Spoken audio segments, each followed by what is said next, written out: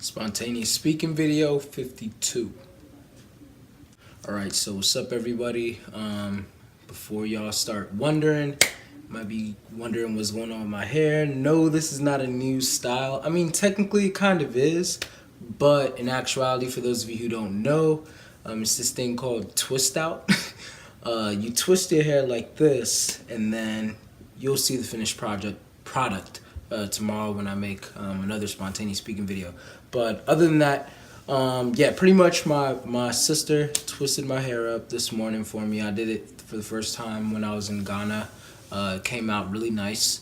And I'm like, hey, you know what? I think this is going to be the move for 2K18. So I'll take this out probably tomorrow, or I'll probably leave it in all of tomorrow and take it out on Friday. Who knows? We'll see.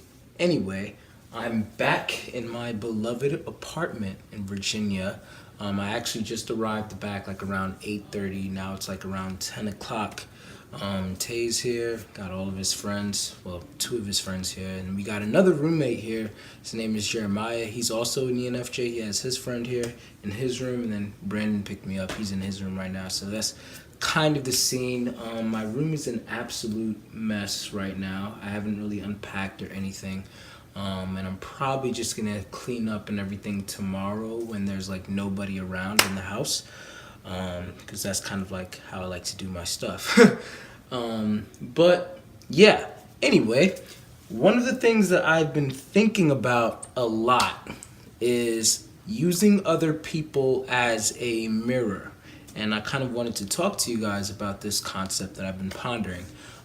Pretty much, when I say that, what I mean is that one thing that I've noticed about myself is oftentimes when I see things about other people that I don't like, whether it's like behavior, like natural behavior, or behavior that they picked up, or, you know, whatever the case may be, when I see those things about that person, before I can actually like judge the person for it, if I ever really like judge them for it, I always try and reverse to myself. I try my best to do this as often as possible. I try to like use that to look at myself and be like, wait a minute, can somebody else say the same thing about me? And I think I've actually, now that I'm talking about it, I feel like I've spoke about this in a previous video before, victimizing yourself.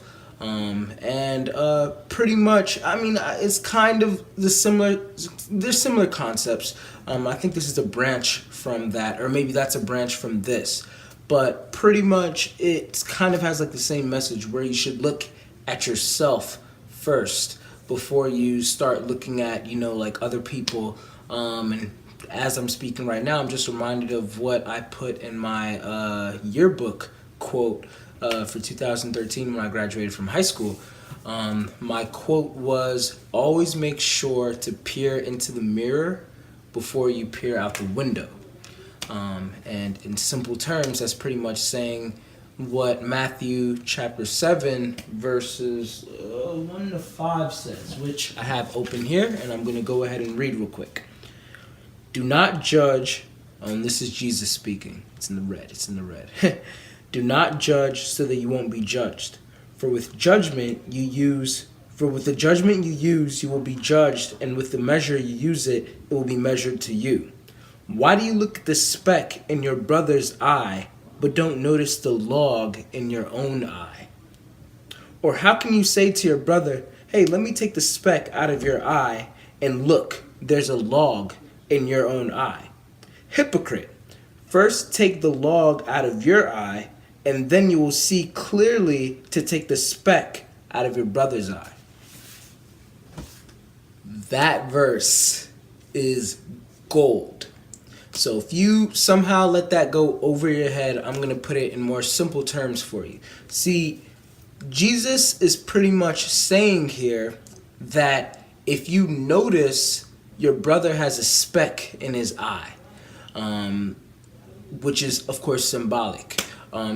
It's rare that you'll probably ever really see like a speck in your own brother's eye that you're trying to like pull out, and you have like a whole like toothpick or log in your own eye. So clearly, that's symbolic, but it's symbolic of pretty much if you notice a behavior or a type of a problem that you dislike or that is wrong that your brother or your sister is doing, before you go and try and correct them, before you try and go point that out with them, make sure that you've checked yourself out first. Make sure that before you go pull that speck out of their eye, that you don't have a big old log in your own eye.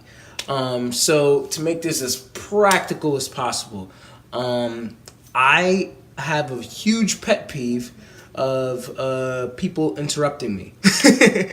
And my closest friends in my circle know this.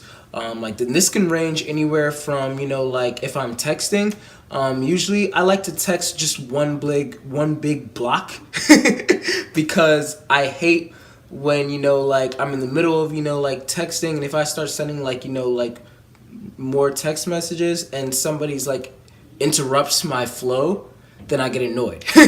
So I'd rather just, put it all there at once. And in the same sense, when I'm in actual conversation with people, maybe it's because I'm an ENFJ and I kind of think about how I'm going to present things, and I'm always thinking of how to do that in that way or whatever. Especially in conversations, I kind of plan what I'm going to say, how I'm going to say it, how fast I'm going to say it, either along the way or before I even say it. So I'm kind of managing my speech. And if somebody interrupts and derails me, then it's because sometimes I can't get back on track, especially if there's a lot of people, then, things just start really going up. It's wait, guys, I didn't even really get to land the plane. I didn't finish my thought. So that really upsets me, especially even in altercations, let me finish what I was saying, and then I will listen to you. So yeah, I just really hate being interrupted as I'm speaking. And if I notice that other people are interrupting me a lot and I get annoyed about that, then to practice what Jesus is saying here, and to practice what I'm pretty much, the whole message of this video is to use other people as a mirror. It's okay, now that I've noticed that I don't like this in other people, let me use this person who's been interrupting me as a mirror to see if I do the same, if I demonstrate the same behavior. Do I interrupt other people as they're speaking?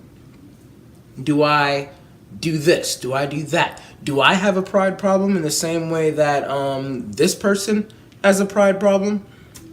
Do I seem to bring all the attention to myself in the same way that this person brings all the attention to themselves? If I were to call this person out, even if it was respectfully, on this issue and say, hey, I don't really like this, or you really rub me wrong when you do this, would they be able to be but Denzel, you do that all the time? That's the most embarrassing thing ever, at least for me. It's highly embarrassing for me to, kind of correct someone or point something out, call them out or whatever it is, and the person's okay, but you do the same thing. So I've learned to start using other people as a mirror. And when I see a problem with them, then I make sure to avoid doing that myself.